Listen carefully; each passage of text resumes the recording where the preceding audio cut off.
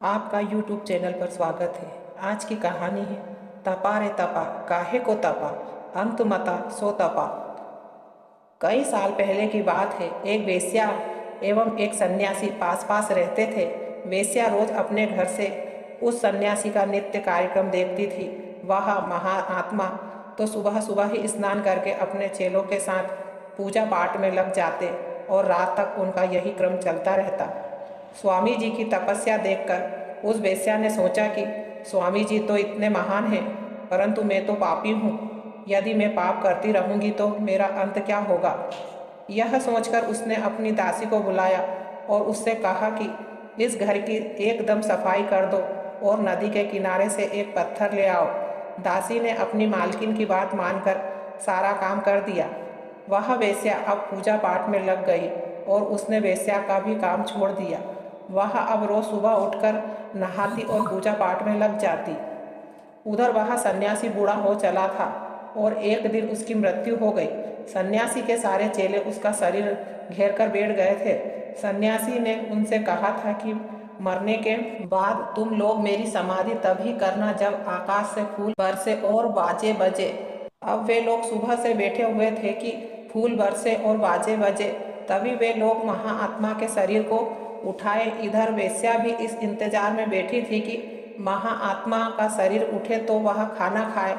जब शाम हो गई तो उसने नीचे आकर एक चेले से पूछा कि तुम इस तरह से क्यों बैठे हुए हो, तुम लोग स्वामी जी का दाह संस्कार क्यों नहीं करते।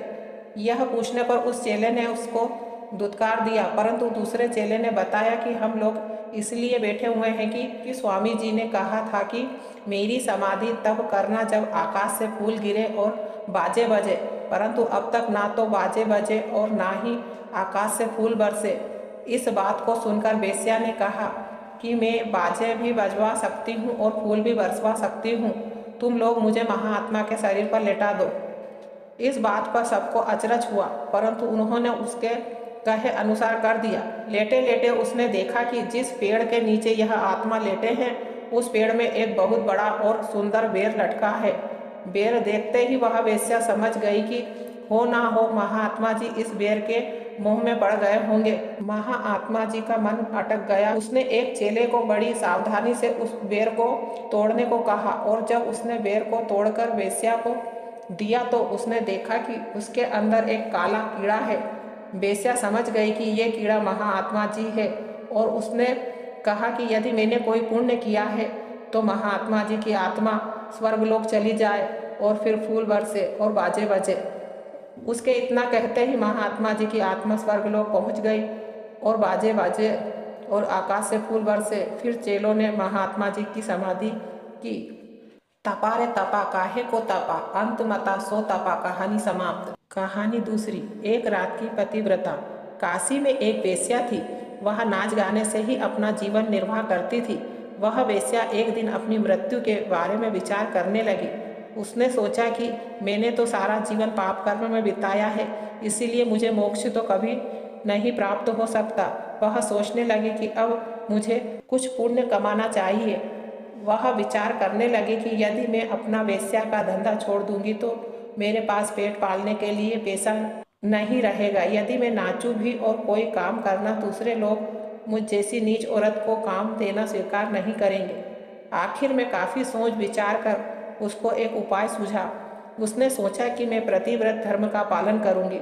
उसने सोचा जो भी पुरुष मेरे घर आएगा मैं उसका पति जैसा आदर सत्कार एवं सेवा करूंगी। उसके बाद अब जब भी कोई पुरुष उसके घर आता तो वह उसे पति परमेश्वर के समान मानती और उसकी सेवा करती।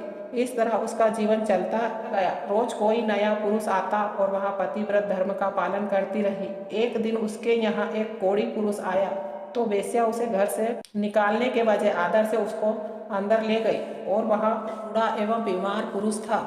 वह उसकी रात भर सेवा करती रही। रात में ही उस व्यक्ति की हालत इतनी खराब हो गई कि उसने अपना शरीर त्याग दिया।